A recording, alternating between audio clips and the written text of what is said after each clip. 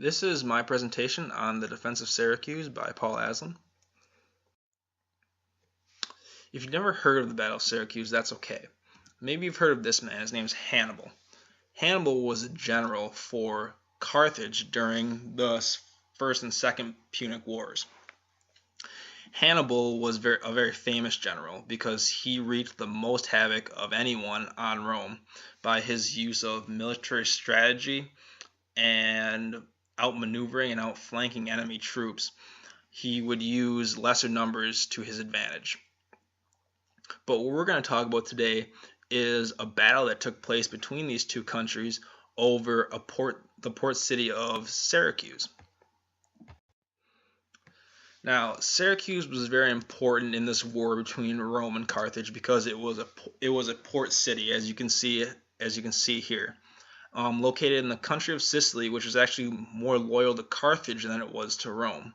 Now, Carthage needed this city because it was a port city across the Mediterranean in which they could ship supplies and weapons and anything that their armies needed when they were engaging Rome. And Rome, of course, needed Carthage not to have this city, so they wanted it for themselves.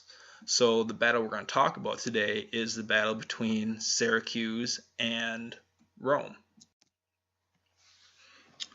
And when we talk about the battle between Syracuse and Rome, we have to talk about this man. His name is Archimedes. Now, Archimedes was a great man. He was a genius. He was an inventor, he was a physicist, he was an astronomer, and he was a great mathematician. And the reason we're going to talk about Archimedes today is because he invented most of the defenses for Syracuse in this battle. He came up with things like cutting holes in the walls the size of arrows shot out of crossbows, and therefore could hit enemies without his soldiers actually being hit. He came up with many more ideas, which I'll share next. The first invention from Archimedes I would like to talk about is called the ballista. Now, the ballista is a catapult system, which in itself isn't that creative or inventive. Every army had a catapult. But what was creative and different about this catapult is that it had the ability to change ranges without moving the base of the catapult.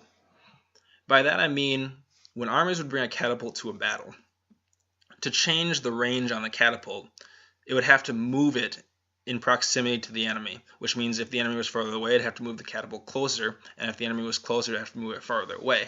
This catapult gave them the ability to change ranges without moving the base of the catapult.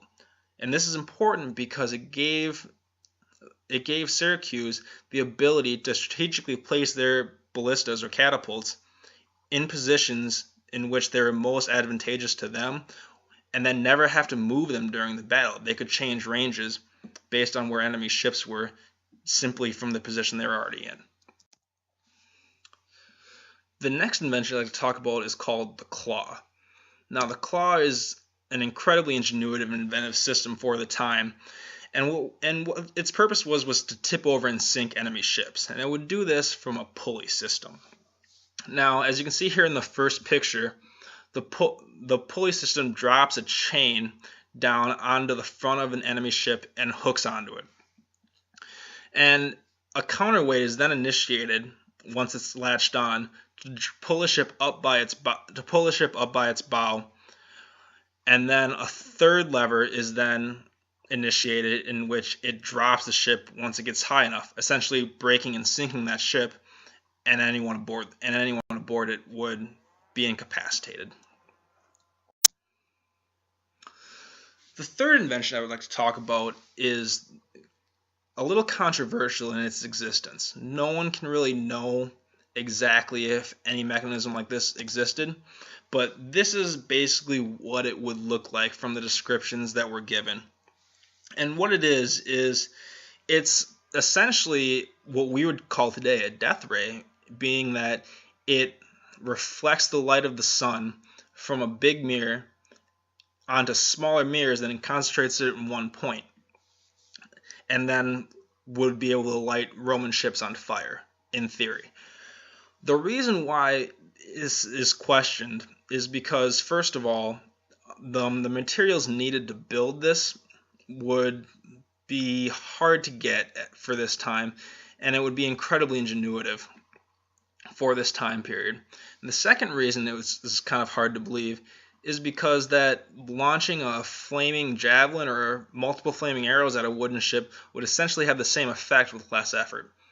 But there are a lot of reports from this time period and from this battle saying that Roman ships would just spontaneously combust almost into flames, so an invention like this is possible.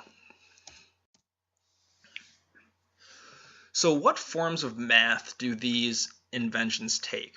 Why is this important in the world of mathematics? Well, the first one, the catapult system, is important because it's very geometrically based, and by that I mean that changing ranges by changing the launch point of the catapult and changing the weight of different projectiles and knowing how far they're going to launch would take an incredible amount of knowledge within the field of geometry and mathematics.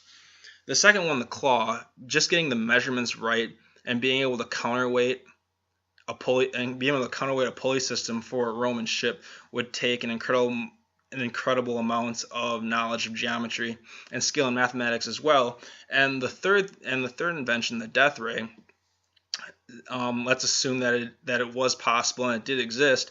I mean, essentially taking one mirror and reflecting sunlight off of it onto smaller mirrors, and then concentrating at one point with enough power to light a ship on fire would take an incredible amount of knowledge in the field of mathematics and geometry just by knowing all the angles that it would take to build this sort of machine.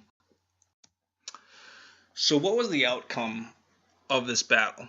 Well, Syracuse won the battle essentially. They actually fought off attacks from Rome and attacks from Carthage for 2 years. And then Rome was so demoralized that it didn't try another attack, and the armies essentially went back to Rome.